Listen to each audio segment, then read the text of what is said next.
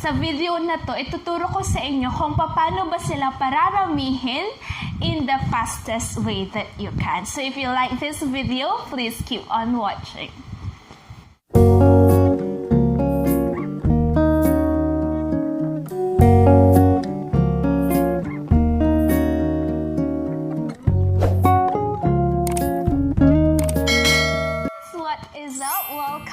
Welcome back to my YouTube channel.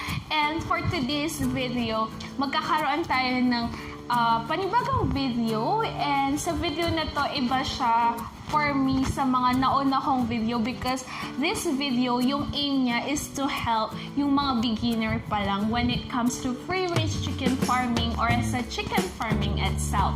So, yeah, actually, andito yung aking blue book kung saan sinusulat ko lahat ng mga learnings ko and lahat ng contents na gagawin ko pa in the future. So, abangan nyo yun, guys. So, the reason why ginagawa ko tong video na to kasi is because nung nag-i-start ako sa chicken farming, wala akong na-research about this. Though alam kong madami, pero gusto ko kasi as someone who is very logical, yung talagang sasabihin ko ano nga ba yung kung paano nga ba mag-start, kung ilan nga ba yung dapat mong i-start. So wala guys, so basta-basta na lang akong nag-start.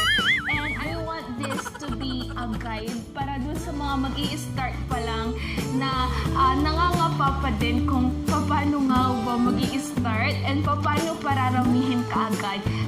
Kasi your goal should be, hindi ka lang dapat mag-stay sa ganitong number, but your goal should be multiplication, lalo na sa ating mga alagang manok. So, the first thing, guys, is actually I prepared 5 of it. 5 practical ways on how to multiply or kung paano ba magparami ng manok sa napakabilis na paraan. So, yes, the first one na sinulat ko dito is pumili ng breed ng manok na gusto mo. So, of course, kailangan magkaroon muna ng madaming research bago ka mag-start. And the first thing na kailangan mong malaman is pumili ka muna ng manok na gusto mo. Kasi guys, based on my experience, hindi naman lahat ng manok is for you talaga. May mga manok na madali lang siyang alagaan for you. May mga manok na kinakailangan nila ng medyo konting needs, medyo mas madaming needs kaysa sa iba. Pero konti lang naman. So, you have to know kung ano nga ba yung breed na gusto mo. Mga ornamental breeds ba ng manok? Mga heritage kinds of chicken, native chicken, and madami pang iba. So, you have to make your research about that. So, yun yung pinakaunang assignment nyo for this video is to make a research kung anong breed ng manok yung gusto nyong pagsimulan.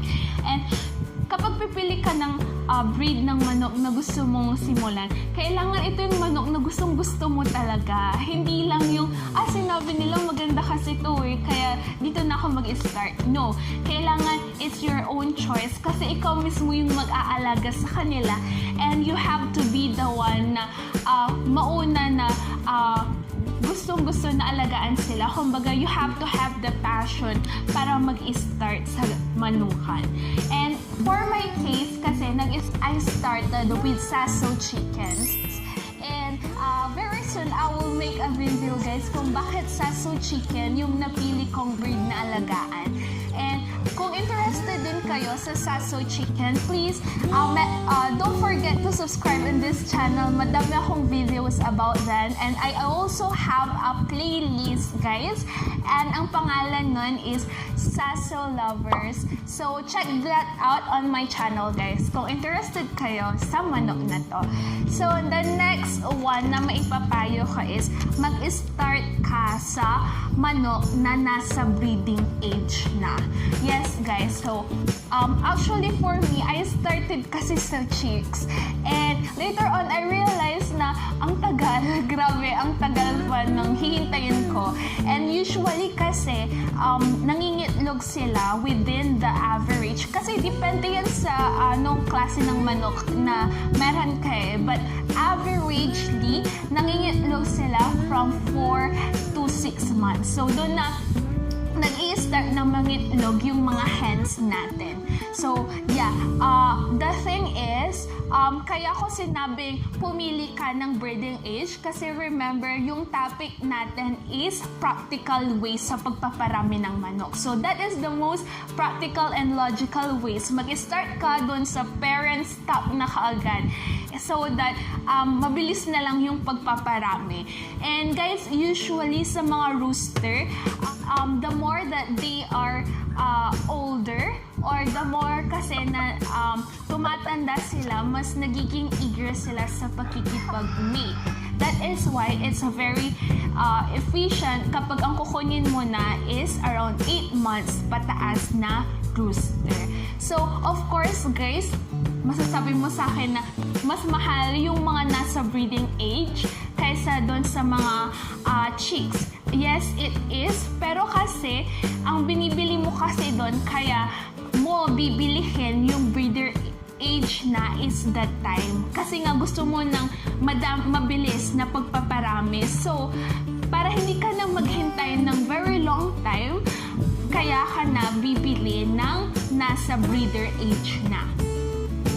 So, yung third one naman guys is about sa ratio. So, dapat pumili ka ng tamang ratio. Usually kasi, ang ratio na talagang okay na okay is 10 hen is to 1 rooster. So, yung 1 rooster kasi kayang-kaya niyang makipag-mate yon sa 10 na hens at a time. So, statistically proven yan guys. And talagang maganda yung fertilization or fertilized egg rate nila. But, kasi kagaya nga ng sabi ko, pag breeder age, medyo mahal siya. Kung wala kang masyadong budget, pwede kang mag-start sa 3:1 or 5:1. So, mas maganda pa rin yung 10:1, pero kung wala kang budget, yun lang yung maisasuggest ko. So, maganda kasi pag madami kang inahin, guys, para madaming mangingitlog kaagad. At mas mapapabilis yung pagpaparami ng mga manok mo.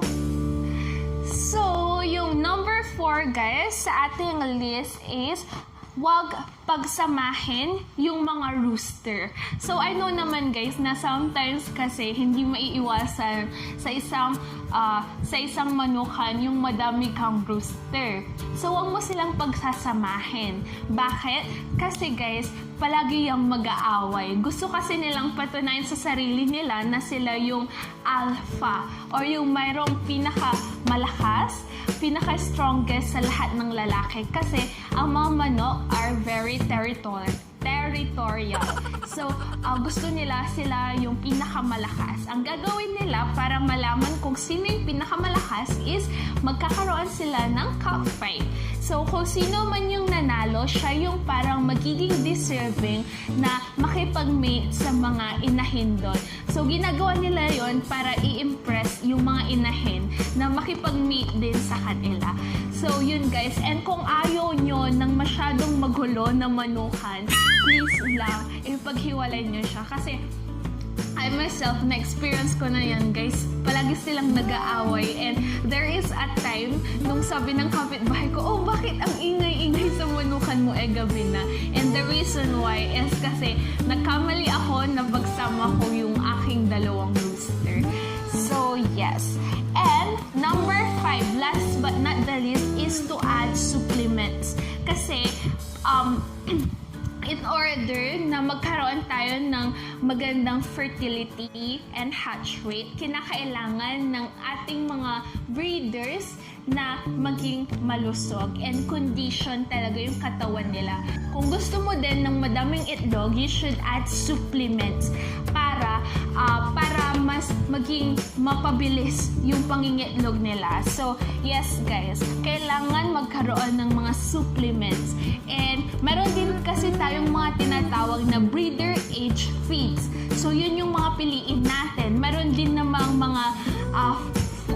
mga vitamins na kinakailangan para maparami yung itlog. So, madami sa market, guys. Hindi na ako magsasabi ng mga brand. But if you want to know other brands, pwede nyo itanong dyan sa comment section para masagot ko. And if you have other questions as well, please don't forget, guys, to comment down on the comment section below. Actually, I'm still planning to do a lot of sit-down videos.